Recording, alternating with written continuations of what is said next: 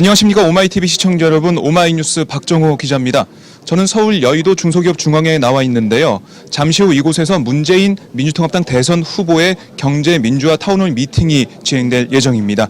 지금 제 뒤를 보시면 지금 문재인 후보가 벌써 들어와 있는 모습을 볼 수가 있는데요. 오늘 이 자리에는 시민단체 여러분들 50여 명, 경제 민주화를 추진하고 있는 여러 시민들, 시민단체 사람들이 참석해서 문재인 후보와 대화를 나누게 됩니다. 문재인 후보는 오늘 이 자리에서 경제 민주화에 대해서 여러 가지 정책을 제시하고 그리고 재벌 개혁에 대한 입장을 밝힐 예정인데요. 네, 지금 경제 민주화가 정말 많이 회자가 되고 있죠. 새누리당 박근혜 후보뿐만 아니라 문재인 후보 또 안철수 후보 여러 대선 주요 후보들이 경제 민주화를 강조하고 있는데요. 그래서 더욱더 이 자리가 중요한 것 같습니다. 어떤 후보의 정책이 진정한 경제 민주화 정책인지 또 우리 서민의 생활을 살리고 그리고 사회적 양극화를 해결할 수 있는 방안인지를 잘 살펴볼 수 있는 이번 시간이 될 것 같습니다. 네, 문재인 후보 오늘 아침에는 경제 민주화 회의를 진행하면서 캠프 관계자들과 함께 경제 민주화 세부 정책을 가다듬었고요. 지금 이 자리에서 경제 민주화 관련 타운홀 미팅을 진행하고 오후에는 일선 현장으로 갑니다. 네, 제조업체를 방문해서 그곳에서 대기업과 중소기업의 상생 방안을 모색하고 네, 현장의 목소리를 들을 예정입니다. 네, 지금 제 뒤로 문재인 후보가 도착해 있는 상황이고요. 지금 시민단체 사람들, 시민들과 함께 인사를 나누고 있습니다. 이곳에 지금 많은 취재진들도 와서 취재 열기도 굉장히 뜨겁고요. 오늘 경제 민주화 타운홀 미팅 공평과 정의라는 주제로 진행이 될 텐데 어떤 얘기가 나오고 어떤 정책들이 나오고 문재인 후보가 여기에 대해서 어떤 입장을 밝힐지 주목이 되고 있습니다. 네, 오마이TV는 계속해서 문재인 후보의 경제 민주화 타운홀 미팅을 생중계로 보내드리도록 하겠습니다. 네, 오마이뉴스, 오마이TV는 계속해서 대선 후보들의 일정을 생중계로 보내드리고 있는데요. 네, 오늘 문재인 후보의 경제민주화 타운홀 미팅 함께해 주시기 바라고요. 끝나고 다시 인사드리도록 하겠습니다. 지금까지 서울 여의도 중소기업 중앙회에서 오마이뉴스 박정호 기자였습니다.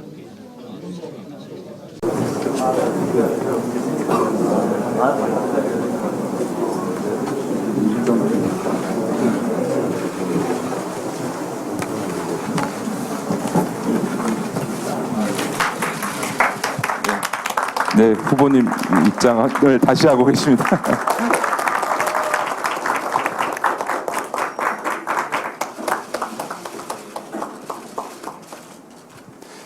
예, 앉으셔서 뒤에 분들을 위해서 앉으셔서 사진을 잠깐 네, 자 사진 기자분들께서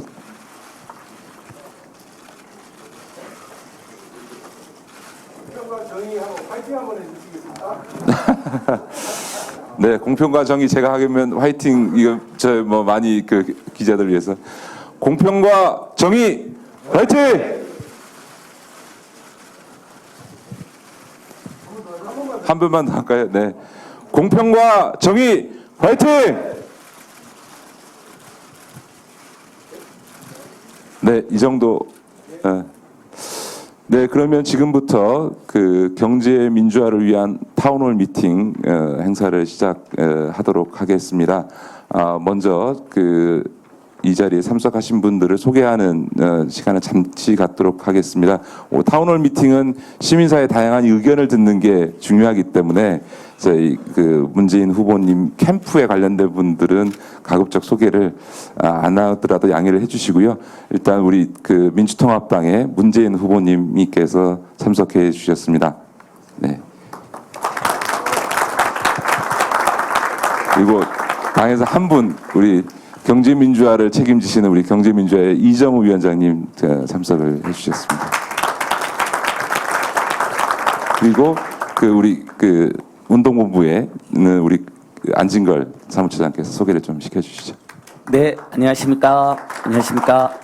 네, 경제민주화의 상징적인 장소인 중소기업 중앙회에서 이런 뜻깊은 행사를 하게 돼서 저도 매우 기쁘게 생각합니다. 오늘 저희들이 후보와 캠프께 저희들이 드릴 수 있는 많은 정책과 호소 이렇게 잘 전달하도록 했습니다. 아무래도 제 측 참가자는 좀 많습니다. 후보나 캠프에서도 이렇게 많은 풀뿌리 NGO들이 경제민주화를 호소하고 피눈물로 촉구하고 있구나를 좀 잘 알아주셨으면 해서 조금 많더라도 빠르게 소개하도록 하겠습니다. 제가 가장 중요하게 생각하는 노동과 중소상인과 청년이 살아 숨쉬는 경제민주화. 그래서 제일 먼저 민주노총 김영훈 위원장님 오셨습니다. 예. 사람이 먼저다. 한 사람 한 사람 매우 소중합니다. 예, 전국유통상인연합회 인태현 실장님, 인태현 대표님 오셨습니다. 예. 경제민주화 2030년대 조성주 대표님 참여해 주셨습니다. 저희들의 정책을 모두 생산하고 계신 두 분이 계십니다. 참여연대 부집행위원장 김남근 변호사님, 예, 그리고 새로운 사회를 만드는 연구원 김병곤 부원장님 참여해 주셨습니다. 예, 뒤쪽으로 가겠습니다. 경제민주화를 위한 시민모임이라고 하는 또 뜻깊은 NGO가 생겼습니다. 그 모임에 최창우 대표님 참여해 주셨습니다. 예, 민변과 참여연대에서 민생살리운동에 전역하고 계시는 이현욱 변호사님 참여해 주셨습니다. 그리고 항상 저희들의 민생 문제를 앞장서서 제기하고 함께하는 동지입니다. 한국진보연대 박석훈 대표님과 예, 박석훈 대표님 참여해 주셨습니다. 예, 함께 진보연대 민생위원장 김동규 위원장님 참여해 주셨습니다. 예. 경제민주화 국민본부의 3파 역할을 했습니다. 참여연대 이태호 사무처장님 참여해 주셨습니다. 예. 곳곳에 앉아 계십니다.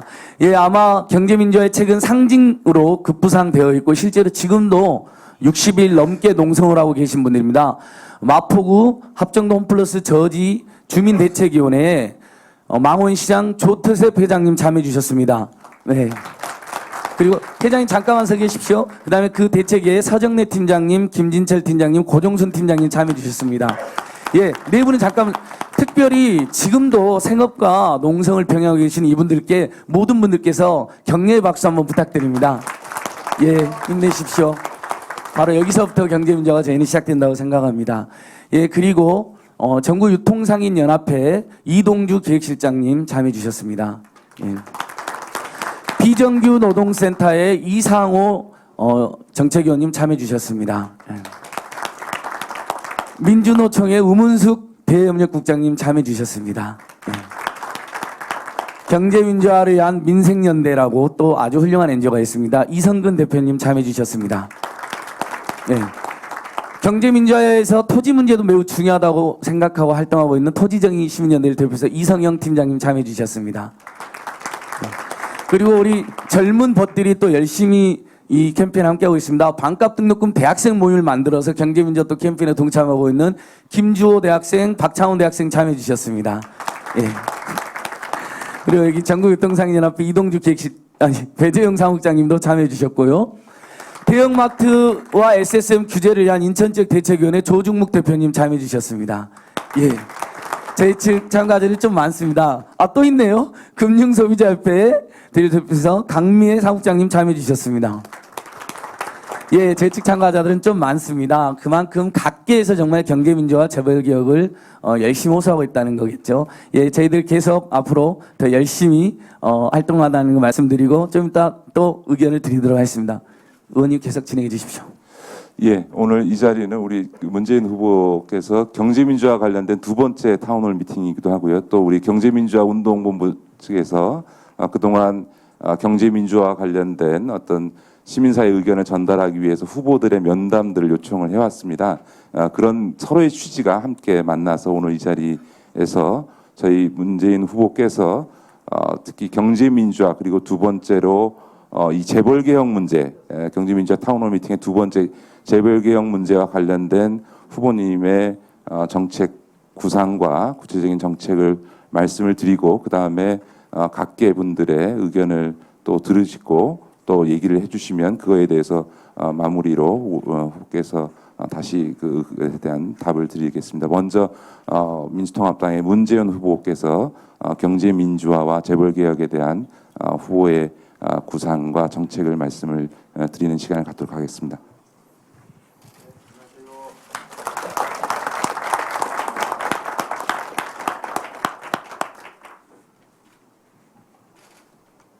예, 안녕하십니까. 오늘 그동안 시민사회 영역에서 경제민주화와 재벌개혁을 위해서 노래 좋으신 분들 모시고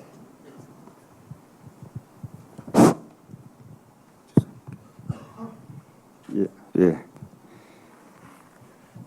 이 경제 민주화에 대한 저의 구상과 정책을 이렇게 말씀드리는 그런 기회를 갖게 돼서 아주 기쁩니다. 경제 민주화는 이제 누구도 부정할 수 없는 시대적 요구가 됐습니다. 재벌 등 강자는 승승장구하고 중소기업과 골목 상권은 피폐하는 지금의 경제 구조로는 대한민국의 미래가 없기 때문이죠. 제가 경제 민주화를 통해서 실현하고자 하는 우리 경제의 미래는 한마디로 공정경제입니다. 공정경제는 시장경제의 강점을 살리면서 동시에 국민경제 구성원 모두가 함께 성장하는 경제구도입니다. 공정경제를 위해서 세 가지 원칙을 꼭 실천하겠습니다. 첫째, 공정한 시장경제 질서를 확립하겠습니다. 시장경제의 강점은 자율과 창의성에 기반한 역동성입니다.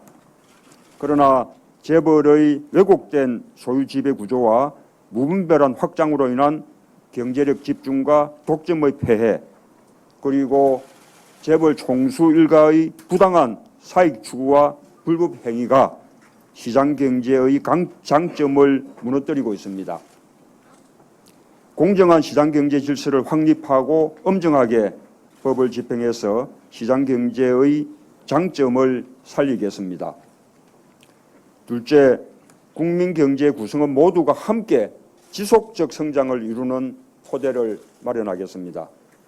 재벌 중심의 성장론을 뒷받침했던 이른바 낙수 효과는 1990년대 이후 더 이상 작동되지 않고 있습니다. 고용 없는 성장, 중소기업과 자영업자의 몰락, 노동시장 양극화, 중산층 붕괴 등은 이념의 문제가 아니라 지금 우리가 직면해 있는 엄혹한 현실입니다. 국민경제의 토대를 무너뜨리는 강자 독식의 경제구조로는 더 이상 성장이 가능하지 않습니다. 중소기업, 자영업자, 중산층과 서민, 노동자 등 국민경제의 구성원 모두가 함께 성장하는 경제구조를 만들어야 비로소 성장도 지속 가능합니다. 이것이 제가 출마 선언 때부터 강조해온 포용적 성장입니다.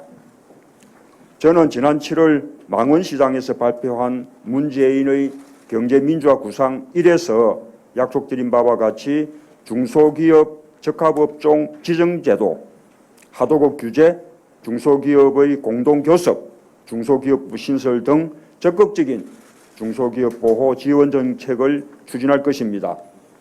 대형마트 허가제와 영업규제 등을 통해 골목 상권을 지켜내겠습니다.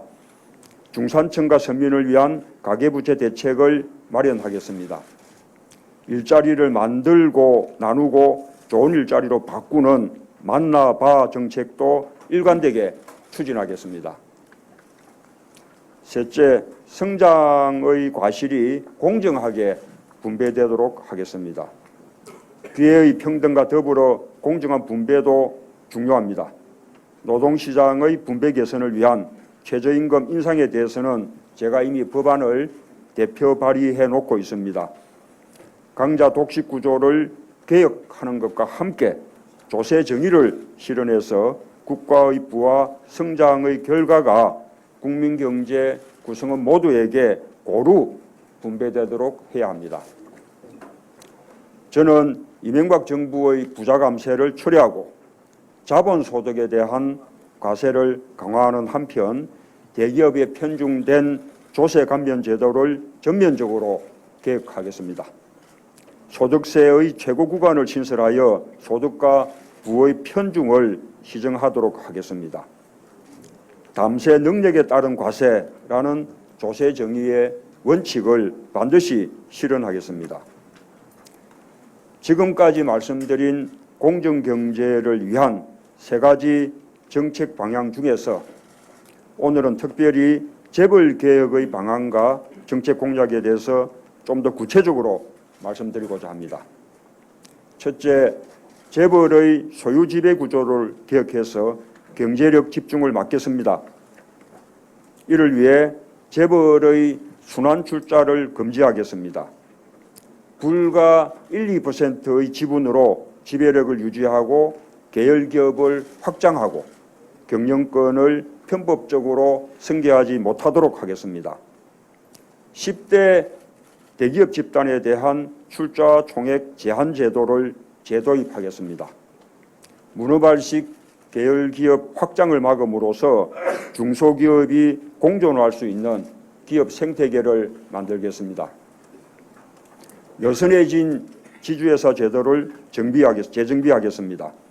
지주회사가 지배력 강화와 계열기업 확장의 수단으로 악용되지 않도록 하겠습니다. 검산분리 원칙을 강화해서 금융회사가 재벌의 사군고처럼 되고 계열사 지배의 수단으로 이용되는 것을 방지하겠습니다. 둘째, 공정한 시장 경쟁을 저해하는 재벌 총수 일가의 부당한 사익 추구 행위를 막겠습니다. 이를 위해 일감 몰아주기 등 총수 일가의 사익 추구를 위한 부당 내부 거래에 대한 제재와 과세를 강화하겠습니다. 회사와 소수주주의 피해를 방지하기 위해 집중투표제, 다중대표소송제 도입 등 재벌기업 내부 경제장치를 강화하고 소수주주의 역할을 강화하겠습니다. 셋째, 재벌의 반칙에 대해 반드시 책임을 묻겠습니다. 이를 위해 공정거래법 및 하도급 위반 행위 모두에 대해서 손해액의 3배를 배상토록 하는 세배 배상제를 도입하고 집단소송제의 대상을 확대하는 한편 그 요건을 완화하겠습니다. 기업범죄에 대한 처벌을 강화하고 사면을 제한하는 한편 이사의 자격 요건을 강화하여 재벌들이 법을 가볍게 여기지 못하도록 하겠습니다. 대기업들의 담화법과 부당지원 등 중대한 반시장 범죄에 대해 처벌을 대폭 강화하고 공정위의 전속 고발권을 필요한 범위만큼 폐지하겠습니다. 미국이 자유방임형 시장경제가 낳은 대공황을 겪고 나서 뉴딜 정책을 통해 비로소 자본주의 황금기를 열었던 것처럼 지금 우리야말로 한국형 뉴딜이 필요한 시기입니다. 뉴딜의 핵심은 규제의 제도화와 복지의 제도화입니다. 재벌의 잘못된 소유 지배 구조와 과도한 경제력 집중에 대해서는 제도화된 규제가 필요합니다.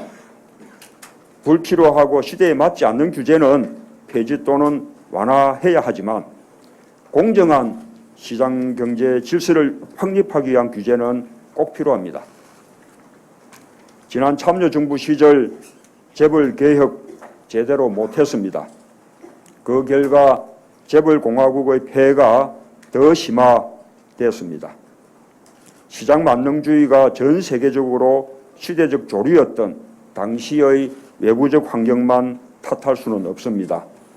경제 민주화와 재벌 개혁에 대한 인식이 부족했고 역량이 부족했음을 솔직하게 인정합니다. 그러나 두 번 실패하지는 않겠습니다. 흔들림 없이 일관되게 공정한 시장경제 질서를 위한 법과 제도를 확립하고 엄정하게 집행해서 재벌 개혁을 성공시킨 대통령이 되겠습니다. 그리하여 시장에 넘어간 권력을 국민에게 되돌려 드리겠습니다. 이것이 저 문재인의 약속입니다. 감사합니다.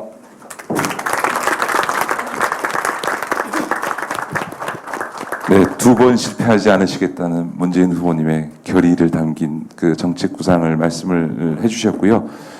문재인 후보님께서 그 경제민주화 그리고 특히 구체적인 재벌개혁에 대한 후보의 구상과 정책에 대해서 말씀을 해주셨습니다. 이어서 국민운동본부에서 두 분 그 김남근 그 정책위원장님과 김병건 부원장께서 정책 제안 부분하고 또 19대 국회에서 조기에 입법돼야 될 과제에 대해서 이어서 말씀을 해주시고 그 다음에 각계에 계신 분들이 자유롭게 말씀을 하시는 시간을 진행하도록 하겠습니다. 그럼 먼저 김남근 정책위원장께서 발표를 해주셨으면 좋겠습니다. 편하게 앉으셔서 하셔도 괜찮습니다. 예, 반갑습니다. 사실 이제 우리 사회가 이러한 이제 사회적 양극화가 격심해지고 경제민주화의 목소리가 높아지게 됐던 것들은 역대 정부에서의 시장 방임 정책, 규제 완화 정책들이 많은 역할들을 했습니다. 뭐 예를 들어 보면 2002년도에 대형마트에 대해서 그동안 허가제로 되어 있었던 것들을 규제를 완화하다 보니까 불과 5년 사이에 대형마트가 전국의 시장들을 장악해버리고 드디어는 이제 동네 상권까지 이렇게 넘보는 지경에 이르게 되었고요. 중소상인 중소기업들을 보호하던 고유업종 제도가 폐지가 되면서 대기업들이 무분별하게 중소기업 업종 영역들로 진출할 수 있는 이제 그런 계기가 되었습니다.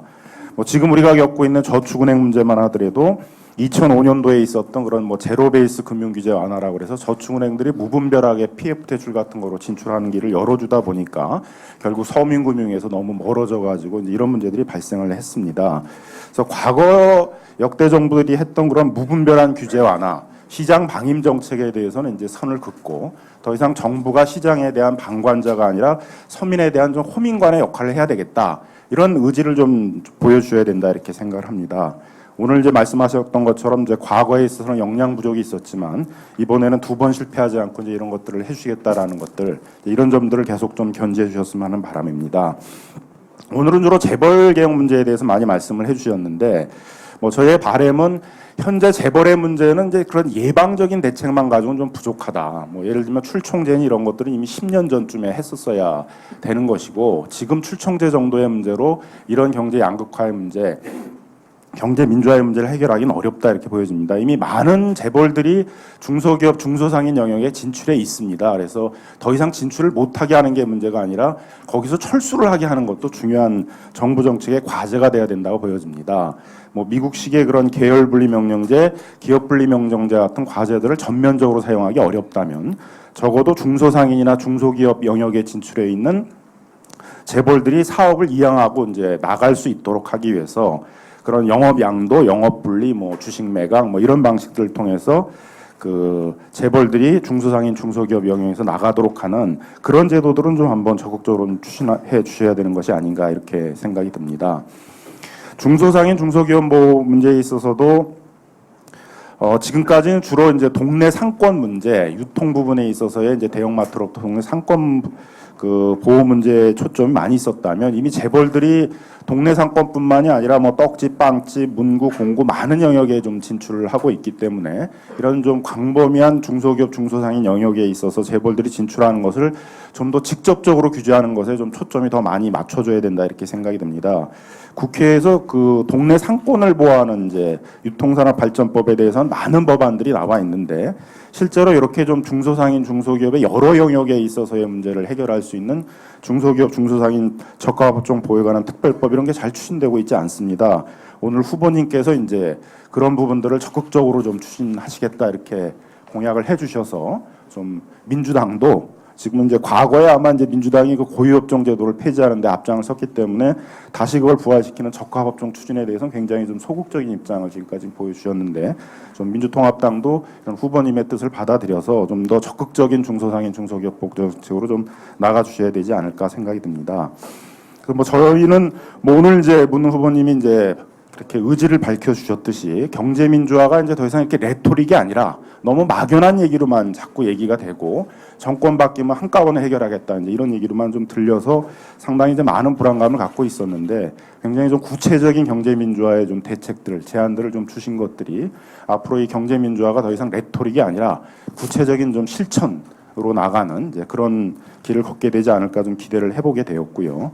특히 이제 우리 그 19대 국회 첫 번째 국회입니다만은 뭐 대부분의 이제 국회에서 이런 경제민주화 입법들을 시급히 처리하기보다는 어떤 대선의 쟁점이나 공약으로 만들고 정권이 바뀌면 이제 일거의 문제를 해결하겠다 뭐 이제 이런 식의 태도를 좀 많이 보여주셨는데 그렇게 좀 그 경제민주화의 과제들을 좀 뒤로 미루지 말고 우리 문 후보님께서 직접 또 국회를 한번 가셔서 뭐 정당을 좀 진두지휘하셔가지고 이번 19대에 첫 번째 이제 국회에서 대선 전에도 좀 많은 경제민주화 관한 법제도들이 좀 입법될 수 있도록 그렇게 좀 노력을 해주셨으면 하는 바람입니다. 예, 감사합니다. 그 쭉 말씀을 해주시면 아마 후보들님께 그 건의하신 부분들은 말씀을 해주실 것 같고요. 이어서 김병건 부원장님께서. 예, 이어서 좀 얘기를 해보면요. 일단 그 문재인 후보님께서 말씀하신 재벌개혁 방안이나 경제민주화 방안들에 대해서 말씀 잘 들었고요. 저희들이 그 시민사회단체에서 평소에 주장하거나 요구하던 것들 중에 상당 부분을 포용하시려고 노력한 점에 대해서 감사하게 생각을 하는데요. 좀 전에 김남근 변호사님께서 말씀하셨지만은 이 수많은 재벌개혁 또는 경제민주화 방안들 중에는 당선이 되고 집권을 해서 전문가나 각계 의견을 반영해서 신중하게 입법화하고 실행해야 되는 부분들도 아마 적지 않게 있을 겁니다. 적지 않게 있을 건데 반면에 이미 충분히 검토될 만큼 검토되었고 국민적인 여론도 대략 수렴이 되었고 입법안도 크게 문제가 없는 선에서는 거의 문구까지 나와 있는 법안들 뭐 이런 법안들도 사실은 적지 않습니다. 적지 않고 이미 19대 국회가 문을 열고 나서 지금까지 경제민주화 관련된 법안으로 나와 있는 게 여야를 막론하고 제출된 법안이 100여 개가 넘는 것으로 알고 있고 이를테면 중소상인들을 위한 유통산업발전법 개정안 같은 경우에는 이미 20여 개가 넘는 엄청나게 많은 법안이 국회에 이미 입법 발의가 됐습니다. 그래서 이런 상황에서 이 경제민주화가 뭐냐, 경제민주화를 어떻게 하겠다라고 하는 것도 중요한데 지금 단계에서 국민들이 원하는 것 중에 하나는 말하자면 이 행동하는 경제민주화를 보여주는 게 아닐까라고 생각을 하고 우리 이 문 후보님께서 선도적으로 나서서 당선 전에라도 충분히 통과 가능한 경제민주화 법안들을 또는 경제에 관한 민주화 공약을 실천하는 모습을 보여주는 게 어떨까라고 저희들이 제안을 하는데 이를테면 이런 것들이 있습니다. 이미 문 후보님께서 내용 중에 말씀하신 재벌 총수의 횡령 배임과 같은 경제범죄에 대한 엄격한 이 형벌 적용에 관한 법안은 민주통합당에서는 19대 국회가 문을 열자마자 6월 달에 이미 입법 발의를 해놨고 새누리당에서도 경제민주화 1호 법안으로 제기된 게 엄격한 형벌 적용입니다. 이런 부분은 이미 입법 발의안이 여야를 막론하고 다 돼 있는 상태고 특별한 이견이 없기 때문에 당장이라도 상임위 열어서 통과시키고 본회의 열어서 통과시킬 수 있는 사안이고요. 문 의원님께서 제일 먼저 소유지배구조 개선을 말씀하셨는데 출자 총액 제한제나 이런 부분들은 이견이 있지만 순환출자와 관련한 부분도 상당히 이견이 접근되어 있는 걸로 알고 있고 금산분리 이런 부분들도 당장 통과시킬 수 있는 부분들이 적지 않게 있습니다. 있고 나가서 일감 몰아주기도 마찬가지로 문 의원님께 강조하셨고 민주통합당에서도 일감 몰아주기 금지에 관한 입법 발의를 했고요. 새누리당에서도 경제민주화 법안 2호 법안이라고 이름을 붙여서 이미 입법 발의가 된 거로 알고 있습니다. 당장 통과가 가능한 거로 알고 있습니다. 이런 것들을 통과시켜서 문 후보님께서 지금 정치권에서 얘기하는 재벌개혁 경제민주화가 말뿐이 아니라 실제 상당한 실천 의지를 가지고 있고 이명박 정부하고는 다르게 재벌 대기업 집단에 대해서도 나를 세울 수 있다고 하는 모습을 보여주는 게 지금 당장 필요하지 않을까 싶고요. 더더구나 한마디만 더 말씀을 드리면 대통령 선거가 12월 19일 되고 내년에 인수위 구성돼서 집권하기까지 기다리기에는 우리 국민들이 너무 괴롭고 힘든 당장 시급한 민생 현안들이 있습니다. 이 통과 가능한 법들 중에서도 뭐 이를테면 아까 말씀드린 것처럼 오늘 여기 마포 홈플러스 이 상인분들 와 계시지만은 유통산업발전법 개정안이 20여 가지가 이미 올라와 있는데 이 중에 몇 가지라도 시급한 사안들은 당장 통과가 가능한 부분들입니다. 상인분들이 내년 초반까지 내년 중반까지 이걸 기다릴 수가 없습니다. 그래서 이런 부분들은 당장 통과를 해야 되고요. 그리고 비정규직 관련해서 이 파견자들이나 이런 부분들 기간제 이 제한을 더욱 엄격하게 사용 제한을 하는 법안들 나가서 여기 청년 대학생들도 많이 와 있습니다만 청년 고용 할당제 우리 문 후보님께서 분명하게 주장하신 걸로 알고 있는데 이거 역시 입법 발의돼 있습니다. 이런 부분을 지금 당장 19대 국회에서 올해가 넘기기 전에 통과를 시켜서 경제민주화를 실현할 수 있고 실현할 의지가 확고하다고 하는 것을 보여줘야 되지 않을까라고 판단이 됩니다. 이런 부분들이 저희 시민사회에서 특별히 이런 당장 실천하는 경제민주화가 필요하다는 점을 말씀을 드리고 싶었습니다. 네, 고맙습니다. 정말 기다릴 수 없는 우리 서민들의 마음을 대변해 주시지 않았나 이런 생각이 들고요. 이어서 우리 김용훈 지금 저희도 몰랐는데 지금 YTN이 생중계 중이랍니다. 그래서 말씀을 하실 때 누구시라고 저희는 알아도 이렇게 말씀을 하고 말씀을 해주시면 좋겠습니다. 그러면 서서 얘기해야 되나요? 앉아도 되죠. 전국의 60만 식자재 대표 조중욱입니다. 그리고 저희들 60만 식자재와 또 약 10만 개의 슈퍼가 있습니다. 근데 그 중에 도매업을 하는 사람들이 약 또 한 7만 명 있습니다. 근데 지금 국회에 법이 어떻게 가는지는 모르지만 적합업종에 우리 7만 개의 도매업체가 지금 빠져 있어요. 실은 이 도매업체 7만 명이 우리나라의 물가를 저지하는데 큰 역할을 하고 있습니다. 도매업종을 지금 대기업에서 도매업종을 빼버리고 로비를 해가지고 빼버리고 자기네들이 도매업을 하기 위해서 지금 엄청나게 로비를 하고 있거든요. 이 부분을 우리 문 후보님께서 대통령이 꼭 드셔가지고 우리 상인들이 진짜 잘 살 수 있는 그런 거를 꼭 약속을 지켜주신다는 의미에서 대답을 좀 해주셨으면 좋겠습니다.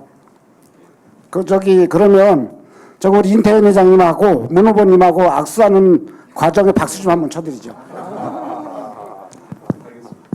네. 네, 예, 안녕하세요. 민주노총 김용훈 위원장입니다.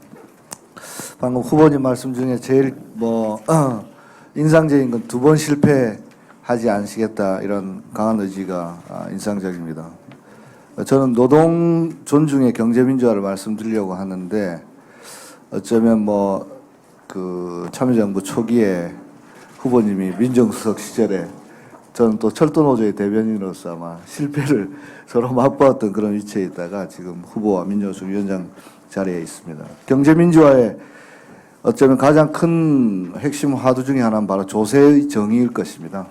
저는 올 상반기에 또 터져 나왔던 화물연대 특수고용 노동자들의 문제와 경제 문제를 말씀드리고자 합니다. 우리 사회에서 가장 성실한 납세자들은 화물 노동자들입니다. 그들은 직접 기름을 자기가 직접 차를 사서 직접 모든 비용을 부담하기 때문에 그 비용의 핵심이라고 해서는 주유비의 유류세가 40% 이상 됩니다. 한 달에도 수백만 원씩 성실하게 납세하는 납세자인 이들은 특수고용 노동자라는 이유로 그 흔한 산재보험조차 적용받지 못합니다. 우리나라는 OECD 국가 중 가장 높은 산재율을 자랑하고 있고 교통사고 사망률도 가장 높습니다. 이에 비해서 재벌들은 물류자회사를 만들어서 일감을 몰아주고 글로비스 등 이런 물류자회사는 단 한 명의 직접 고용 노동자 단 한 대 화물차도 소유하지 않으면서 수천억의 사실상 부당이득을 착취하고 있습니다. 이들이 내는 세금이 과연 얼마나 되는지 우리는 묻고 싶습니다. 결국 이런 노동 기본권이 보장되지 않는 재벌 개혁도 요원하고 노동 기본권이 보장되지 않는 경제민주화도 불가능하다고 생각합니다. 후보님께서 대표 발의하셨던 최저임금법 개정안이 이명박 정권 1호 발의였던 부자 감세에 비추어서 19대 국회 첫 번째 대표적인 입법에 대한 이유도 바로 여기에 있습니다. 그런 차원에서 노동 존중의 경제민주화가 시장으로 넘어왔던 권력이 광장으로 돌아올 수 있도록 하는 첫 번째 단체가 되기를 기대합니다. 고맙습니다. 예, 다음에 어떤 분이 말씀하실지는 우리 안진걸 사무처장이 몇 분 이렇게 좀 소개를 시켜주시죠. 네. 네, 오늘 아주 긴 시간은 계시기 어렵기 때문에 저희도 짧고 집중적으로 말씀드리도록 하겠습니다. 저희가 노동이, 그리고 중소상인이, 청년이, 그리고 이분들이 가장 살 수 있는 경제민주화에서 먼저 이렇게 말씀을 좀 준비해 오신 분들이 있습니다. 그래서 민주노총 김영훈 위원장님, 아마 미처 말씀 못 하신 부분은 또 저희가 후보님께 좀 이따 이렇게 정책 뭉탱이를 갖고 왔습니다. 그래서 위원장님이랑 우리 중소상인 청년 대표들 이렇게 전달하는 그런 순서를 한번 가지도록 하고요. 이어서 중소상인 대표에서 인터넷 회장님, 그다음에 2030년대 조성주 대표님, 그리고 또 우리 진보 민중계를 대표해서 박성원 대표님 이렇게 차례대로 말씀해 주시도록 하겠습니다. 네, 자기 소개를 이렇게 한번 하시고 전국 유통상인연합회 회장 이태현입니다. 여기 모이신 시민사회단체 여러분들이 중소상인의 이런 고통과 어려움에 대해서 이렇게 깊이 공감해 주시고 깊은 이해 속에서 이 문제를 해결해 주시려고 하는 것에 대해서 전국의 중소상인을 대표해서 아주 깊이 감사드립니다. 뭐 중원부원할 거 없이요. 일단 그 김남근 변호사님이나 또 여기 세사연 부원장님 얘기하신 것처럼 지금 중소상인은 하루하루가 위기입니다. 그래서 이런 위기 상황에서 경제 민주화를 말씀하시는 후보들은 모든 분이 경제 민주화를 말씀하시고 계십니다. 근데 이것의 진정성이 어디서 과연 발현될 것이냐? 저희는 여기에 주목하고 있습니다. 근데 여기에 대한 진정성은 사실은 대선 이후에 대한 얘기가 아니라 사실은 대선 전에 지금 얘기하고 있는 중소상인을 보호하기 위한 이런 규제법들을 얼만큼 빠른 시일 내에 누가 먼저 나서서 실천하느냐, 이것이 저는 우리 중소상인들이 그 진정성을 엿볼 수 있는 가장 현실적인 어떤 문제가 되지 않을까 이렇게 생각을 하고 있습니다. 그래서 문재인 후보님께서 오늘 얘기하신 특별법 그 허가제라든가 그다음에 중소상인 적합업종 제도라든가 이런 것들을 민주당 여러분들과 힘을 합쳐서 올 회기 내에 좀 할 수 있도록 좀 애를 써주시는 게 가장 중요하다고 보고요. 두 번째는 어찌됐든지 간에 이것이 장기적으로 지속 가능하게 되려면은 그 국가 구조 속에서 이것이 진행될 수 있는 어떤 시스템이 있어야 된다고 보는데, 아까 중소기업부 얘기를 말씀해 주셨습니다. 그래서 그것이 굉장히 큰 힘이 될 것 같고요. 또한 그 대통령 그 직속 기관으로 과거에 참여정부 시절에도 중소기업 보호를 위한 특별위원회가 있었는데요. 이것이 이제 지금 없어졌습니다. 근데 이런 것들을 단순히 중소기업뿐만이 아니라 그 제조업 중심의 중소기업뿐만이 아니라 중소상인을 포함하는 중소상공인 살리기 특별위원회 같은 것들을 직속위원회로 두셔가지고 이것이 현실화되고 어느 정도 자리 잡을 때까지, 중소상인의 생존권이 자리 잡을 때까지 대통령 직속기관으로 꾸준히 이것을 밀어붙이셔가지고 중소상인들이 법률 몇 개를 피해 다니는 저런 재벌의 행태들로부터 본질적으로 보호될 수 있는 국가적 시스템, 법률적 시스템이 빨리 작동할 수 있도록 누구보다도 먼저 문재인 후보님께서 나서셔서 천명해 주시길 바랍니다. 예. 네, 우리 조성주 대표님. 네. 예, 박수를 치려면 힘차게 한번 쳐드리죠. 예, 큰 박수 부탁드립니다. 예. 오늘 대학생 청년들 많이 오셔서 무엇보다도 경제민주화 관련해서 청년단체들이 아주 열심히 캠페인을 하고 있다는 거 다시 한번 말씀드리고요. 조성주 대표님 말씀해 주십시오. 예, 경제민주화 2030년대 조성주 대표입니다. 지금 사실은 그 지난 시기 경제민주화가 되지 않으면서 양극화 문제 이런 것들이 심하게 일어나면서 가장 큰 피해자 집단 중 하나가 사실상 20대, 30대 지금 청년들이 아닌가 생각합니다.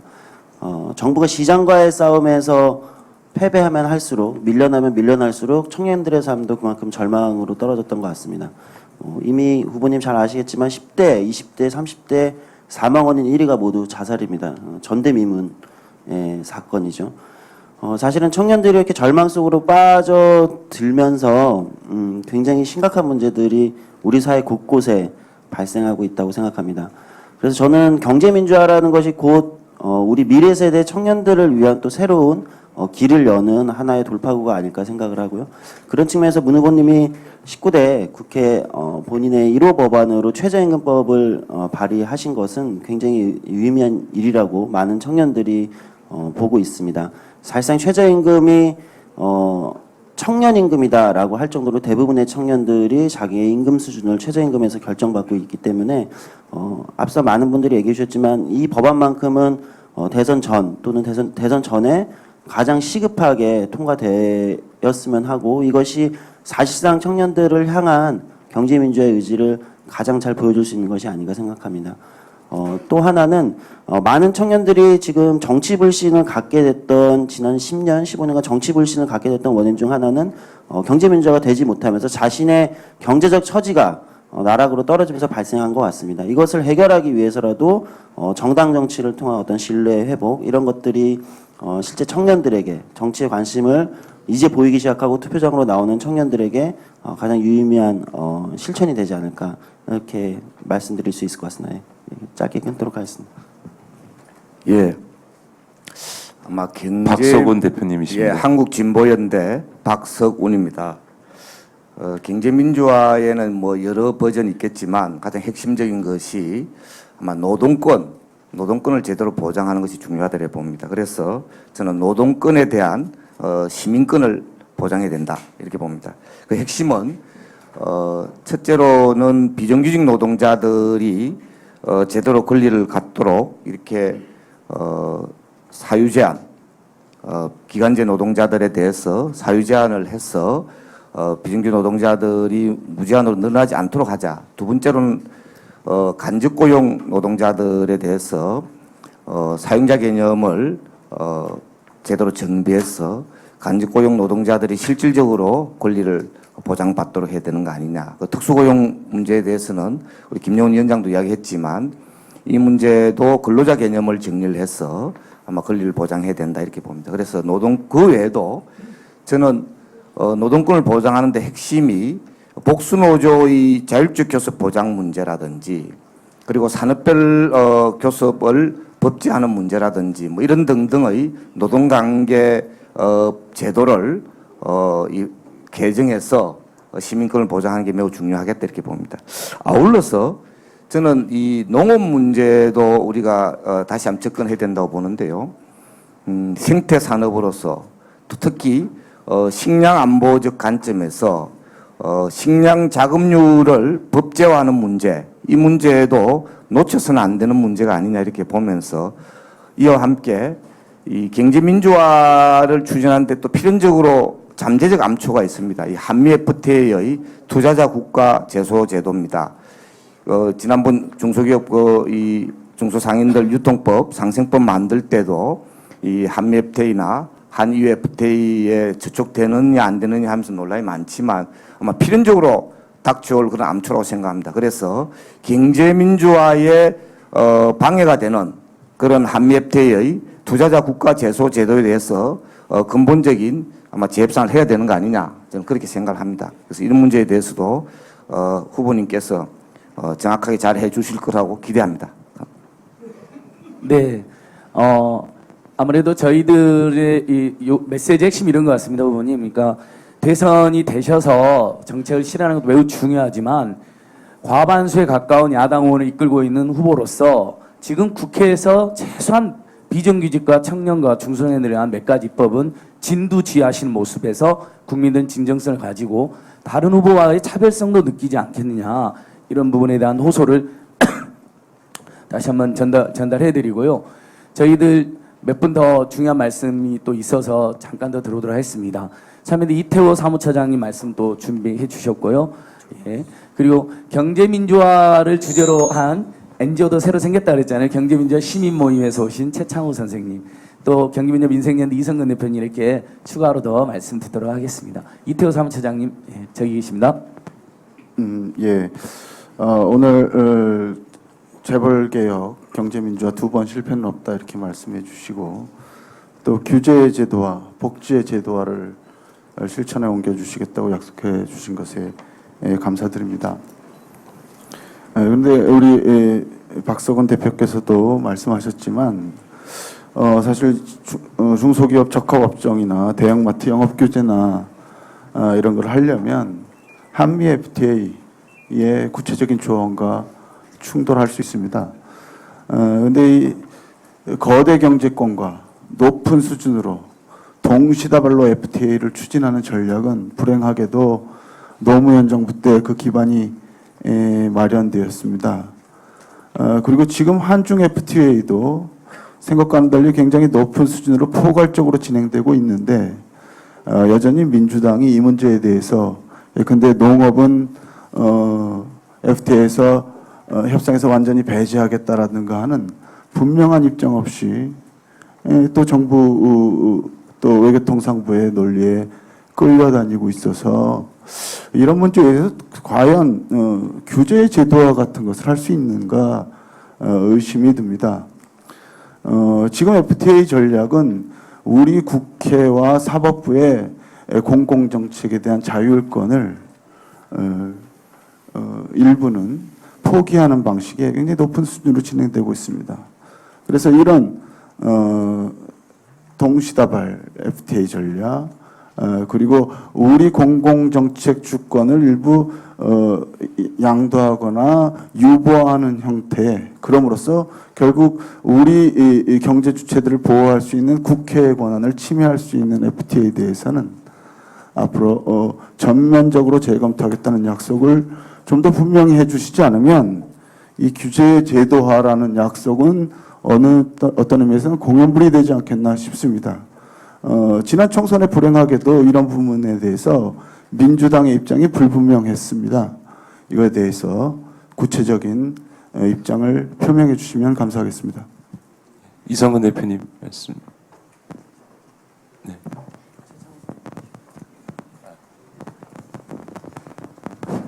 경제민주화 시민모임의 최창호라고 합니다. 오늘 이렇게 뵙게 돼서 대단히 반갑습니다. 근데 재벌 개혁과 관련돼서 그 중요한 말씀 이렇게 해주시고 그렇게 하면 우선 좋겠다 이런 생각은 듭니다. 하지만 재벌 체제가 너무나 굳건해서 사실 재벌과 또 나머지 시민사회 이렇게 나누어서 본다면 재벌이 표도를 하고 하면 국민들은 지금 초등학생 입장이 되어 있습니다. 그러니까 표도로와 초등학생이 한 링에서 지금 싸우라는 이야기인데 그럴 때 표도로도 글로벌을 잘 끼고 그리고 초등학생도 잘 끼고 싸우라고 하는 지금 이런 상황이 현재 되어 있습니다.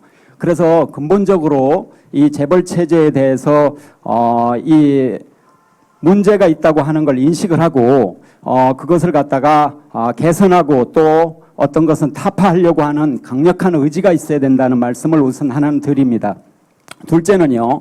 참여정부 때 이제 양극화라든지 이런 문제가 심화됐습니다. 그래서 이것에 대해서 현 정부에서 더 심화됐지만 분명하게 반성이 있어야 된다고 생각이 듭니다. 물론 그런 말씀을 하신 걸로 알고 있습니다만 그래서 그 말씀을 하나 덧붙이고요. 그리고 일자리 마련한다고 이렇게 말씀들 많이 하시는데 실제로는 일자리를 마련한다고 하더라도 실업보험으로 그걸 뒷받침을 만약 하지 못한다면 실제로는 일자리 마련하고 또 잘리고 또 잘리고 또 잘리고 하다가 나중에는 재벌 위주로 또는 기업 위주로 이렇게 되면서 크다란 문제가 생긴다고 생각합니다. 그래서 정리해고에 대해서 원천적으로 금지하는 게 있어야 되지 않나 이런 생각이 듭니다. 하나만 더 말씀드리면요. 주거권 문제에 대해서 이제 말씀하신 공약을 일부를 봤습니다. 근데 민주당에서는 이제 20만 호가 총선 공약인데요, 매년. 그리고 새누리당은 120만 호를 2018년도까지 만든다고 하는 겁니다. 이제 그런데 그 재정만 해서 줄잡아 150조 이상입니다. 새누리당 그 안이. 그런데 민주당에서도 20만 호를 만든다 이렇게 할 때 이것에 대해서 재정을 얘기하려면 아까 말한 담세에 따른 그런 과세를 분명하게 해서 복지국가 모임들에서 이야기하는 연 50조 정도 추가 재정 확보하는 그런 결단을 내려야만 이런 문제를 해결할 수 있지 않을까 하는 생각이 듭니다. 그래서 그 경향신문에 따르면은 60% 이상의 국민들이 자기가 돈을 낼 수 있겠다 이렇게 지금 이야기하고 있는 상황입니다. 그래서 과감하게 누진적인 어떤 증세 그리고 부자 중심의 증세에 대해서 강력한 입장 피력이 있어야 된다고 저는 생각이 듭니다. 부자 증세 5조 가지고는 어림도 없다는 말씀을 저는 한 번 더 드리겠습니다. 감사합니다. 예, 경제민주화를 위한 민생연대 대표 이성근입니다. 재벌 정책에 대해서 저번 정권 때 잘못했던 점을 사과해 주시는 데 대해서 정말 감사드립니다. 그런데 그동안 지난 15년 동안 그 재벌 정책이 후퇴하면서 사상자들이 많이 났습니다. 중소기업들이 너무나 많은 분들이 재벌들의 횡포에 회사를 잃고 가정을 잃고 생계를 잃는 그런 피해를 보고 있습니다. 특히 조선구 얼라이언스 시스템 사장을 비롯한 여러 중소기업가들은 아직도 재벌들의 행포에 분노하면서 무등산에서 그리고 시내 곳곳에서 그 기업체를 규탄하고 그 기업체를 처벌해달라는 서명운동과 농성을 하고 있습니다. 이들에 대한 대책을 재벌 개혁을 한다고 한다면 이들에 대한 대책을 반드시 수립해야 되는 거고, 또 하나는 이들이 다시 일어설 수 있도록 국가적인 대책을 마련해야 된다고 저는 생각을 합니다. 그동안 정치 민주화를 위해서 많은 사람들이 투쟁을 하다가 최근에 모두 재심을 받고 있습니다. 그래서 자신들의 억울했던 그리고 피해를 보상을 받고 있습니다마는 재벌들의 고통, 재벌들이 준 고통에서 빠져 있는 이분들은 사법제도를 바꿔야 된다는 그런 난감한 문제 때문에 자신들의 피해를 회복할 길이 없이 절망에 빠져 있습니다. 후보께서 이러한 부분이 어떻게 가능할 것인지 검토를 해주시고 이 중소기업가들을 모두 모아 정말 그들의 한을 들어보는 자리를 한번 만들어 주셨으면 합니다. 예, 지금 여러분이 말씀을 해주셨는데요. 아무래도 추상적인 얘기보다는 후보님께서 조금 더 아마 구체적인 말씀을 하실 거여서 조금 후보님 말씀을 듣고 그다음에 아까 시민단체들에서 요구하는 정책을 또 저희가 전달 받으시고 그리고 나서 또 그 다음 일정이 여러분 양해해 주십시오 있어서 먼저 지금 일단 문재인 후보께서 지금까지 쭉 각계에서 말씀해 주신 것에 대한 후보님의 생각을 또 마무리 바람에 겸해서 이렇게 말씀을 해 주시겠습니다. 마이크. 네. 예,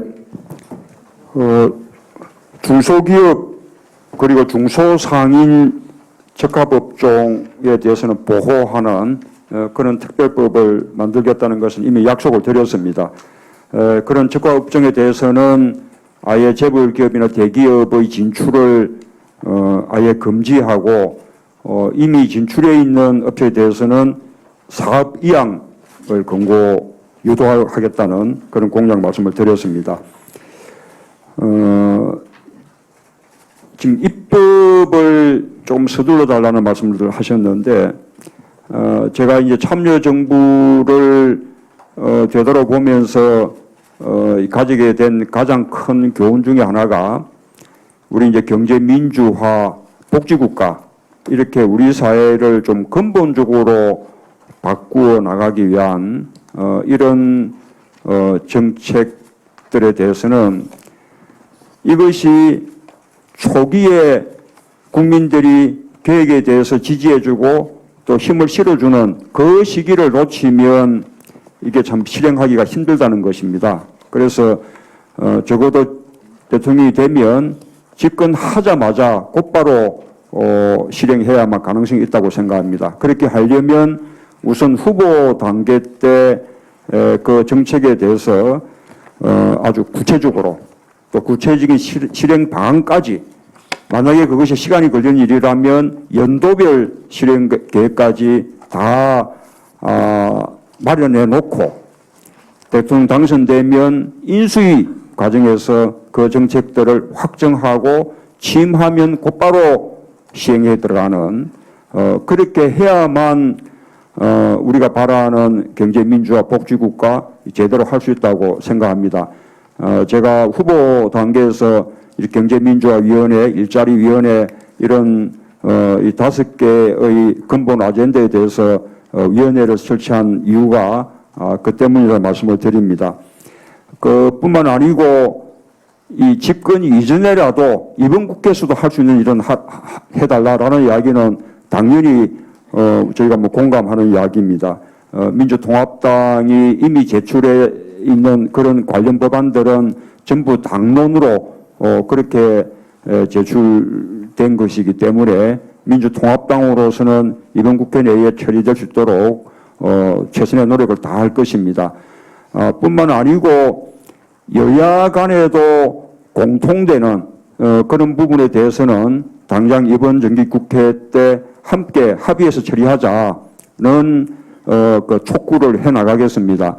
지금 새누리당 측에서도 경제민주화 관련 법안이 꽤 많이 나와 있는데 제가 보면 이게 당론으로 나와 있는 것 같지는 않고 새누리당 내에 있는 경제민주화 실천 모임이라는 그 일부 의원들에 의해서 발의가 된 것 같습니다.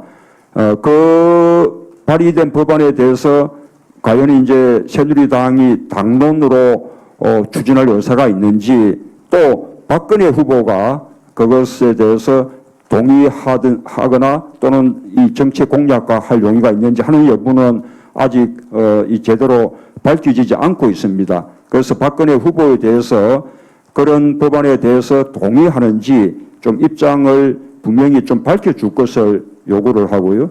만약에 그 부분에 대해서 동의한다면 그러면 우리 쪽 법안하고 공통되는 부분이 아주 많은 만큼 그렇게 공통되는 부분에 대해서는 이번 정기국회 내에 여야 간의 합의를 통해서 입법을 하자라는 제안 말씀을 드립니다.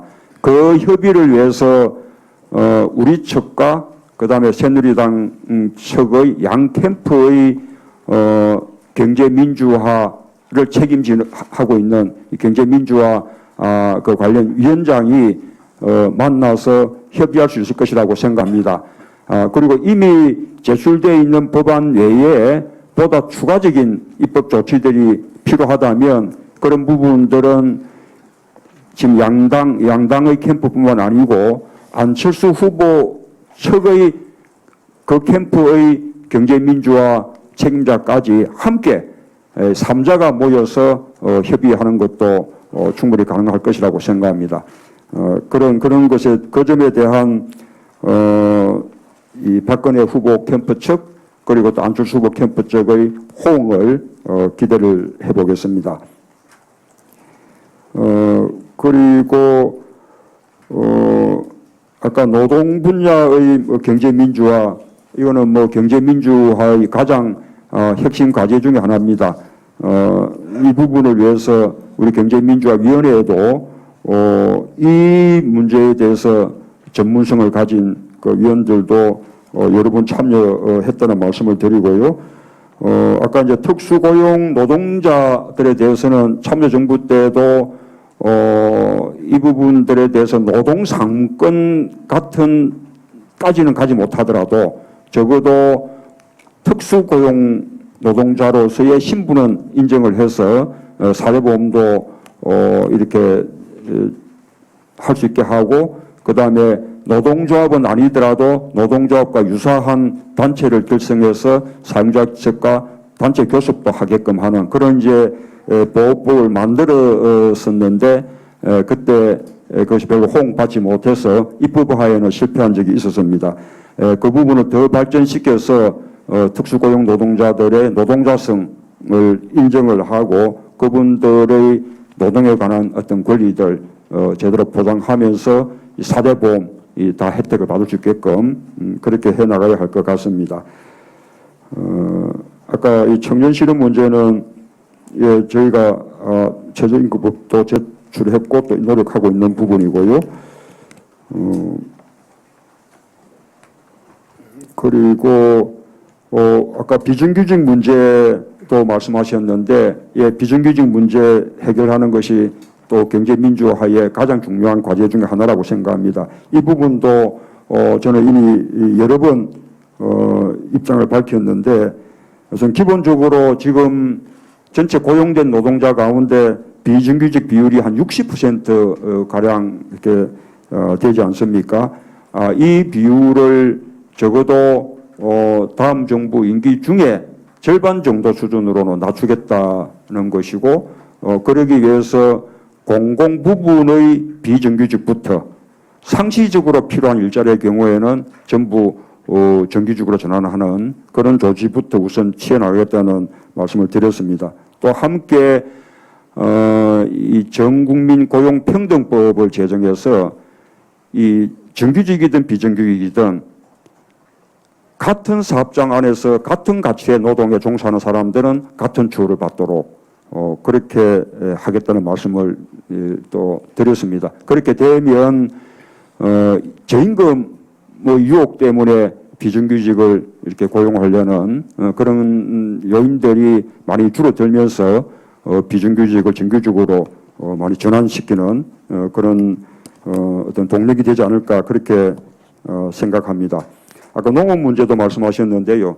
지금 식량 자급률이 한 2%까지 떨어져 있거든요.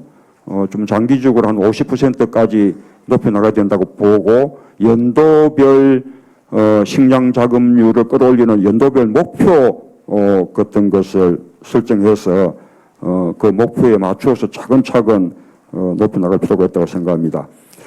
한미 FTA는 ISD를 비롯한 독소 조항에 대해서는 재협상할 것이라는 말씀을 여러 번 드렸습니다.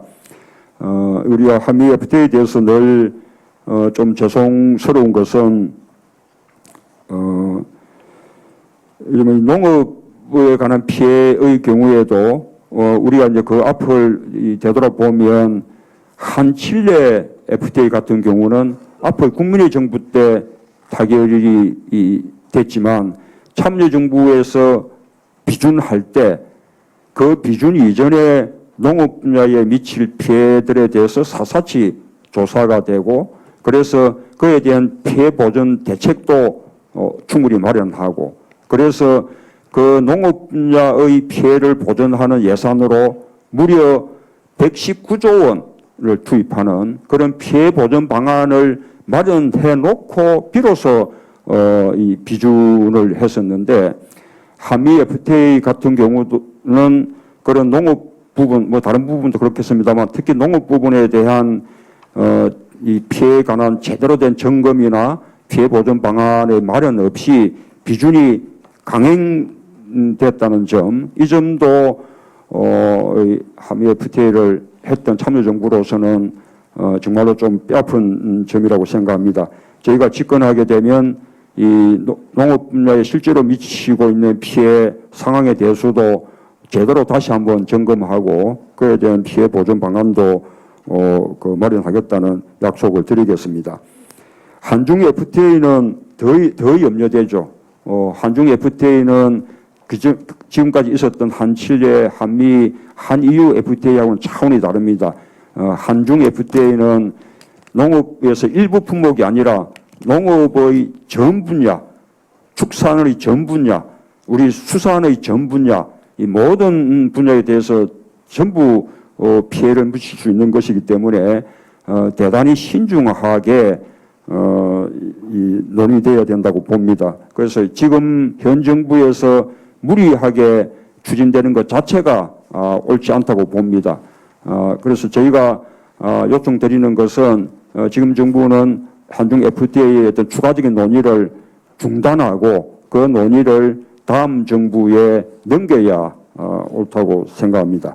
아까 여러 번 말씀드린 바와 같이 한중 FTA 때문에 농업 분야를 비롯한 여러 분야가 피해를 입지 않도록 충분히 검토하고 충분한 논의를 모아서 그에 대한 하나하나 점검해 가면서 추진해 가야 될 것이고 만약에 우리가 그 피해를 감당할 수가 없다면 아예 그런 분야들은 전부 대상 품목이나 양업 품목에서 제외하는 그런 협상을 해야 될 것이고 또 포함되는 품목에 대해서도 피해 보전에 대한 방안들이 사전에 충분히 마련되어야겠습니다. 아까 정리해고 말씀하셨는데요. 저희가 정리 일자리 마련하는 정책으로 만나봐 그래서 좋은 일자리를 만들고 나누고 또 기존의 나쁜 일자리를 좋은 일자리로 바꾼다라는 것을 만나봐 이 앞쪽에서 말씀드립니다만 하나 더 이제 추가하자면 좋은 일자리를 지킨다라는 것도 있습니다. 지키기 위해서는 정리해고의 어떤 남용 너무나 쉽게 정리해고되는 거 이런 거 막아야겠죠. 정리해고를 아예 원천적으로 금지하는 것은 저는 현실적으로 어렵다고 봅니다. 정리해고를 요건이 보다 엄격하게 규정해서 이 정리해고가 정말 불가피한 경우에만 기업의 생존을 위해서 어쩔 수 없는 경우에만 그렇게 허용되도록 해야 될 것 같고, 또 한편으로는 지금 이제 베이비 부모 세대들이 지금 이제 퇴직 연한에 닥쳐오고 있는데 또 그런 분들의 그 일자리를 위해서라도 정년 연장 조치도 함께 강구되어야 될 것 같습니다. 재원 대책은 저희 나름대로는 충분히 제시했습니다. 이 부자 감세 철회뿐만 아니고 지금 재벌들에 대한 조세, 여러 가지 조세 감면 제도 때문에 지금 우리나라 법인 세율이 22%로 되어 있지만 그나마도 실효세율은 불과 11, 2% 재벌들의 경우에 아주 낮습니다. 이런 법인세에 대한 부자 감세를 철회하고 이런 이 조세 감면제도 남용되고 있는 것 정비만 해도 거기서 많은 재원이 확보될 것이고, 거기에 더해서 고소득자들에 대한 과세 강화하고 그리고 우리 자본소득에 대한 과세 강화하고 하는 것으로 이 충분한 재원들은 마련할 수 있다고 봅니다. 예, 충분한 답이 다 되지는 않았겠습니다만 이런 정도로 지금 말씀해 주신 것에 대해서는 답을 드리고요. 끝납니까?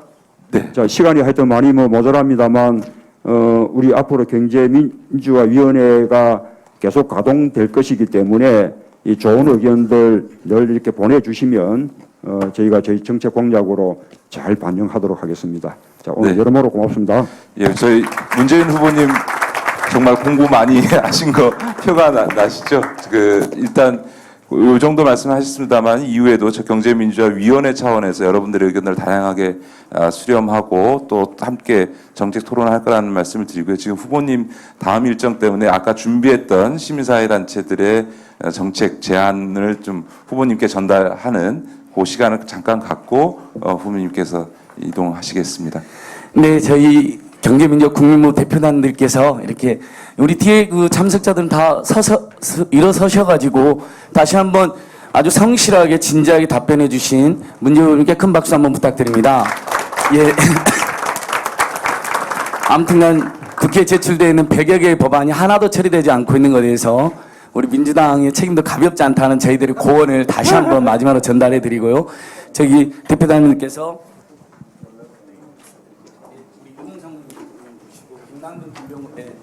그 제갈공명도 울고 갈 경제민주화의 비책이 여기에 담겨 있습니다. 그리고 조태수 회장님 잠깐 이쪽으로 와보시죠. 예, 회장님도 같이 회장님께서 마지막으로 아니요 덕담 한마디만 하세요. 저 후보님 힘내시라고 어찌했던 덕담 한마디만 하십시오. 덕담 제가 옆에 이렇게 쓰셔가지고요. 인상도 좋으시고 앞으로 잘 될 것으로 저는 믿습니다. 화이팅 하겠습니다. 자, 문재인 대통령 후보를 위해서 화이팅! 화이팅! 자, 지금 전달을 해주시면 나머지 대표님들 해주시고요. 네. 이렇게 비대위원들 경제민주화실을 이렇게 쓰고 계시고 카메라 좀 보이게 이렇게 해주시고. 자, 그러면 대표님 대표적으로 이렇게. 네, 전달을 해주시면 고맙겠습니다. 네.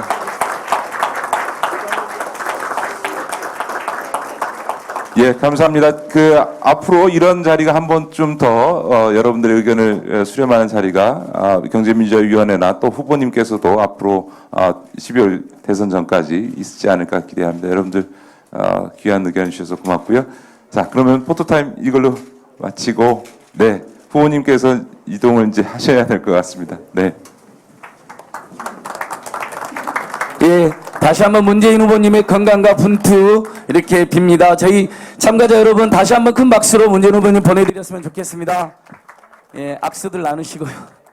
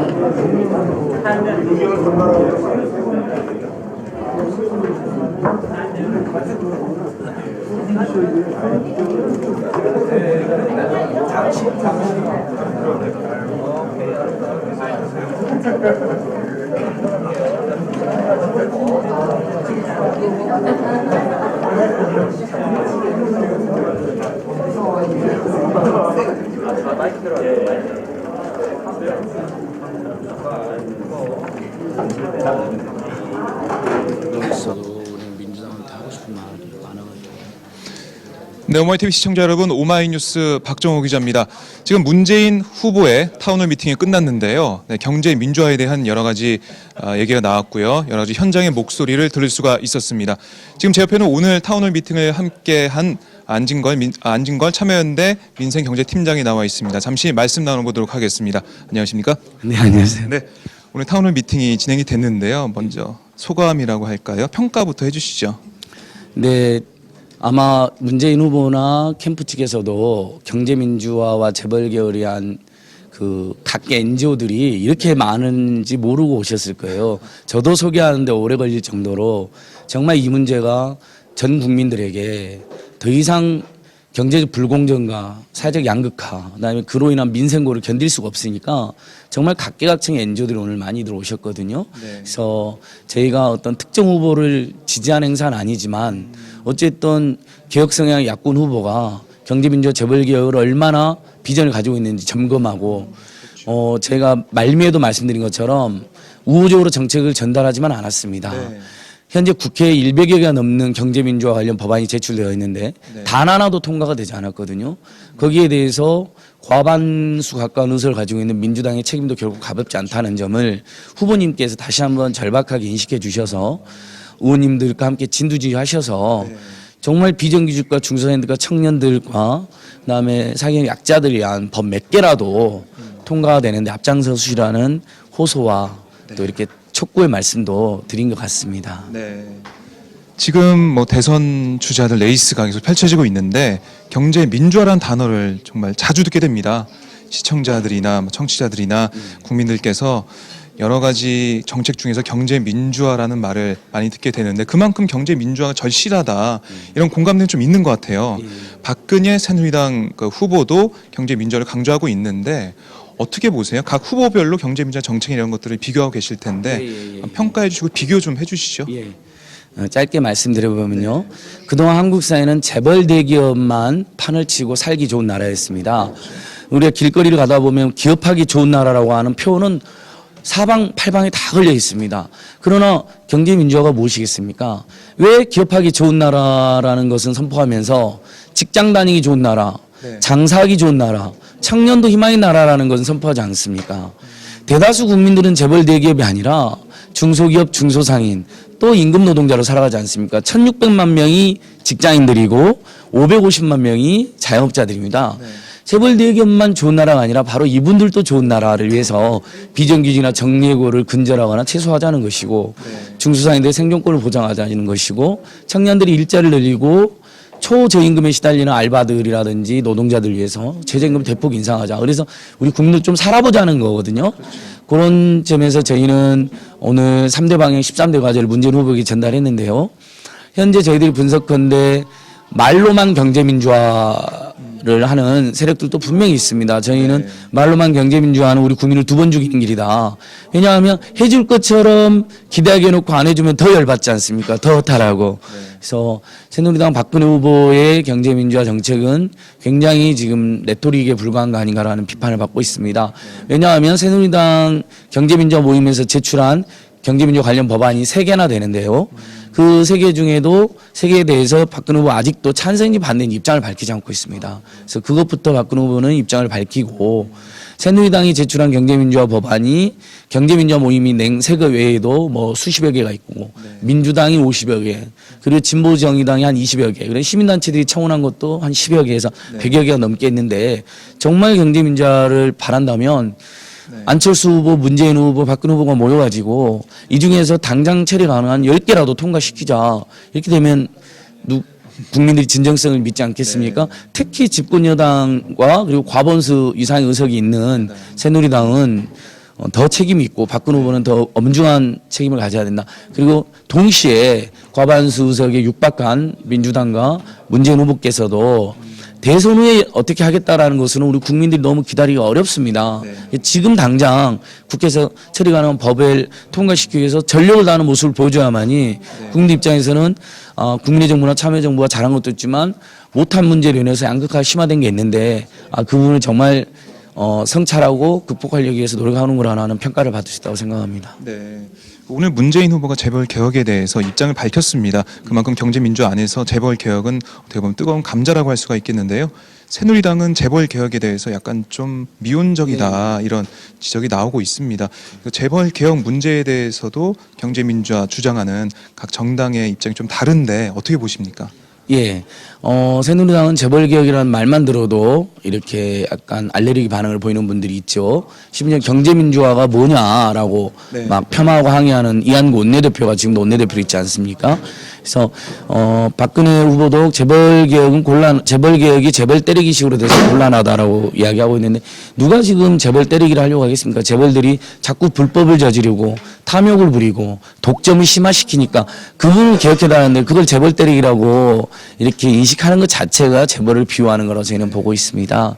그래서 재벌 대기업들을 저희가 뭐 해체해서 어떻게 해버리자는 게 아니고 그들도 국민 경제의 일원으로서 당연히 함께 존중받고 살아가야 되지만 그들이 국민 경제에서 차지하고 있는 기업에서는 1%, 고용에서는 한 10% 정도를 차지하고 있는데 99%의 중소기업과 90% 가까운 중소기업 중소상인들의 몫을 다 가로채고 심지어는 담배 소매업까지 롯데그룹이 진출했다든지 뭐 떡산업, 식자재 도매업 이런 데까지 지금 재벌세계에 진출하고 있거든요. 이런 행태는 매우 비열한 행태다고 저는 보고 있어서 재벌들이 더 이상 독점과 탐욕과 담합이나 불법행위 재벌 총수들이 얼마나 지금도 많은 범죄를 저질러서 문제가 되고 있습니까? 그런 부분들에 대해서 확고히 개선만 된다면 누가 우리 국민들이 대기업을 다 존중하고 이렇게 좋아하지 때리기를 하겠습니까? 너무나 많은 문제점이 있기 때문에 지배구조도 좀 투명하게 개선도 하고 너무 무분별하게 진출하는 것도 좀 자제도 하고 기존의 중소기업 중상인들 못 살게 굴었던 부분들에서는 반성하고 또 철수할 건 철수하고 진정한 경제민주화 공존에 동참해야 된다 이렇게 보고 있습니다. 네, 작년이나 재작년이었나요? 홍준표 대표가 한나라당 대표 시절에 참여연대 쪽하고 뭐 정책 협의 뭐 이런 것을 했었잖아요. 그때 뭐 결과 어땠는지 좀 궁금하긴 한데 지금 아까 모두에 말씀하셨듯이 오늘 특정 후보를 위한 뭐 경제민주화 정책을 만들고 이런 게 아니다 말씀하셨는데 혹시 박근혜 새누리당 후보나 안철수 후보 쪽과 또 접촉을 해서 이런 자리 마련할 계획이 있으신지요? 네, 저희는 그분만큼 아주 공정하고 균형적으로 어쨌든 개개인 후보로도 있을 수 있고 NGO마다 성향이 다를 수는 있지만 최소한 경제민주화 재벌개혁은 이제 진보 보수를 가르는 하도도 아니다. 누구나 해야 될 시대적 당이기 때문에 안철수 후보 캠프와 박근혜 후보 캠프에도 간담회를 제가 제안을 해놨습니다. 그래서 안철수 후보 캠프 쪽은 구체적으로 논의가 오고 가고 있고요.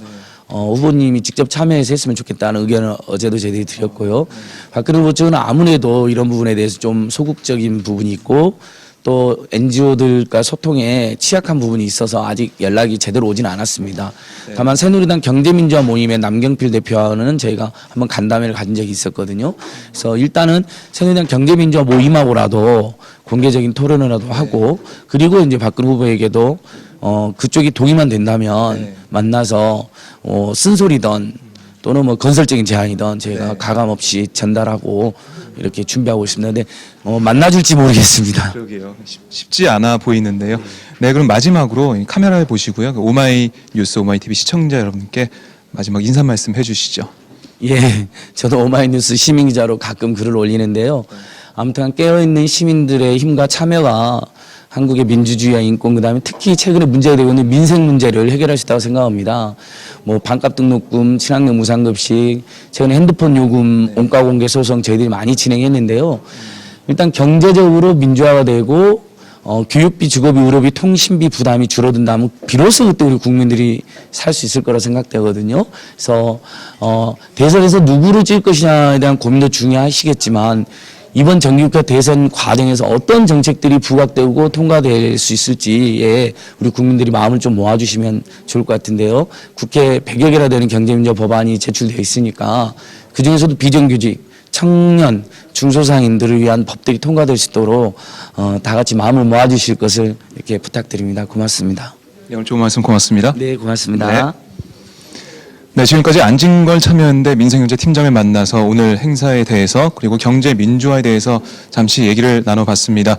네, 오늘 문재인 후보 오늘 경제민주화 타운홀 미팅에서 자신이 집권하면은 재벌개혁에 성공한 대통령이 되겠다라고 강조를 했습니다. 그리고 시장 권력을 국민에게 되돌려주겠다 이런 말도 했는데요. 그리고 이런 말도 있었죠. 참여정부 그때 문재인 후보가 있었는데 재벌개혁을 못했다 이렇게 시인을 하면서 인식 역량이 부족했다. 그걸 인정하고 두 번 다시 이런 실패를 저지르지 않겠다고 약속을 했습니다. 그리고 한미 FTA 관련해서도 농업 분야에 대한 제대로 된 대책을 마련하지 못했다. 이렇게 뼈아프다 이렇게 말을 하면서 한미 FTA 그런 후속 대책이나 그리고 한중 FTA가 지금 논의 중인데요. 거기에 대해서도 정말 피해가 없도록 피해 보완이나 그런 대책을 확실히 만들겠다고 강조를 했습니다. 네, 지금 문재인 후보는 오후에는 현장을 방문합니다. 인천의 한 중소기업을 방문해서 대기업과 중소기업의 상생에 대한 목소리를 듣고 상생을 강조할 예정인데요. 네, 오마이뉴스는 앞으로도 대선 후보들의 일정 그리고 이런 타운홀 미팅 같은 여러 가지 행사를 생중계로 보내드리도록 하겠습니다. 네, 지금까지 시청해주신 여러분 정말 감사합니다. 지금까지 서울 여의도 중소기업 중앙회에서 오마이뉴스 박종호 기자였습니다.